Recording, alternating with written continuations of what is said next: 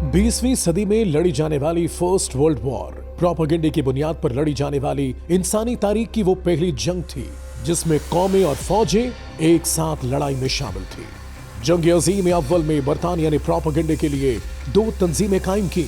Foreign office में news department, जिसका मकसद लंदन में अलायंस और इम्पार्शियल राइटर को जंगी खबरों का अपनी मर्जी के मुताबिक जवाब देना था। दूसरी तंजीम न्यूट्रल प्रेस कमेटी थी, जिसको होम ऑफिस के ज़ेरे तमाम प्रेस ब्यूरो के सिलसिले में तश्कील दिया गया था। ये हुकूमत की तरफ से जंग के वक्त की अहम सेंसरशिप ऑर्गेनाइजेशन थी।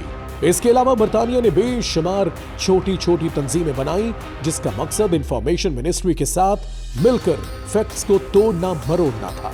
अगर वर्ल्ड वॉर 1 में प्रोपेगेंडा टूल्स की बात करें तो प्रेस, पोस्टर और रेडियो अहम टूल्स थे। ये लोगों के लिए बिल्कुल नई चीज थी। जो कुछ उनको बताया जा रहा था, लोग उसे ही सच समझ रहे थे। जिस तरह आज सोशल मीडिया पर प्रोपेगेंडा किया जाता है और मॉडर्न वॉर स्ट्रैटेजी के तहत कीबोर्ड वॉरियर्स जो चीज फैलाते हैं, लोग उसे ही सच समझते हैं। बिल्कुल ऐसे ही फर्स्ट वर्ल्ड वॉर में किया गया था। 1914 और 1918 के दरमियान बरतानिया ने 140 डिजाइन पोस्टर्स के 34 मिलियन किताबचे और 12 मिलियन पम्फलेट्स तकसीम किए। ये तादाद उस वक्त इतनी ज्यादा थी कि दीवारों, गाड़ियों और सड़कों पर सिर्फ पोस्टर और पम्फलेट्स ही नजर आते थे।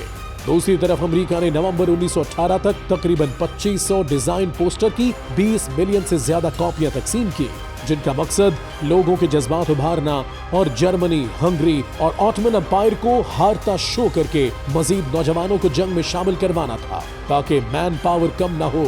इस प्रोपेगेंडे के बायस जंग तवील हुई और 40 मिलियन से ज्यादा लोग लुक्मा अजल बन गए।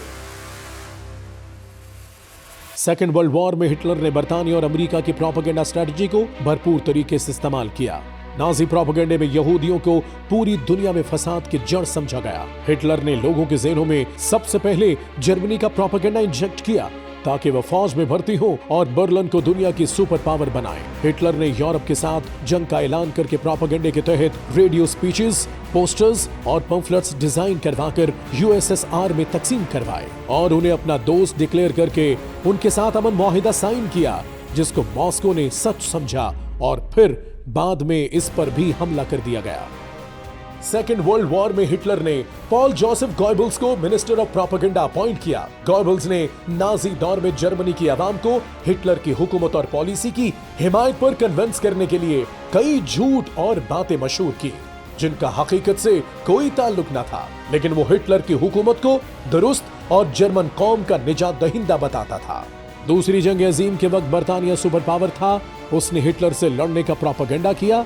इस प्रोपेगेंडे में ब्रिटिश पॉलिटिकल वॉरफेयर एग्जीक्यूटिव का हाथ था, जिसे विंस्टन चर्चिल ने 1941 में बनाया था। इसके अलावा ब्रिटिश ब्रॉडकास्टिंग कंपनी ने जर्मन जबान में इत्तेहादियों को यकीन दिलाया कि बरतानिया उनके लिए लड़ रहा है, लेकिन हकीकत में बरतानिया किसी मुल्क का दिफा नहीं कर रहा था। अमेरिका भी पोस्टर्स, कार्टून्स, रेडियो और टीवी के प्रोपेगेंडा के जरिए इत्तेहादियों और अपनी कौम को यकीन दिलाता रहा कि हिटलर हार रहा है। अमेरिका में एक पोस्टर मशहूर था कि उस मॉन्स्टर को रोकें जो किसी चीज पर नहीं रुकता। उस पोस्टर में दिखाया गया कि एक नाजी, एक जापानी एक हाथ में मुजस्समा आजादी को पकड़े हुए है और दूसरे हाथ में अमरीकी पेशकदमी को रोक रहा है। सेकेंड वर्ल्ड वॉर के वक्त टीवी एक नया इजाफा था। इसमें प्रोग्राम्स और फिल्म्स के जरिए इमोशंस को कैप्चर करके लोगों को लड़वाया गया, जिसके बायस पूरी दुनिया में 75 मिलियन लोग कत्ल हुए और कई ममालिक टुकड़ों में तकसीम हुए। पहली जंग अजीम लड़ाई तो वेस्ट की थी, लेकिन मुस्लिम दुनिया भी प्रोपेगेंडे का शिकार हुई और मुसलमानों से उनकी सबसे बड़ी ताकत खिलाफत को छीन कर इस्लामी सल्तनत को टुकड़ों में तकसीम करके मुख्तलिफ ममालिक कायम कर दिए गए।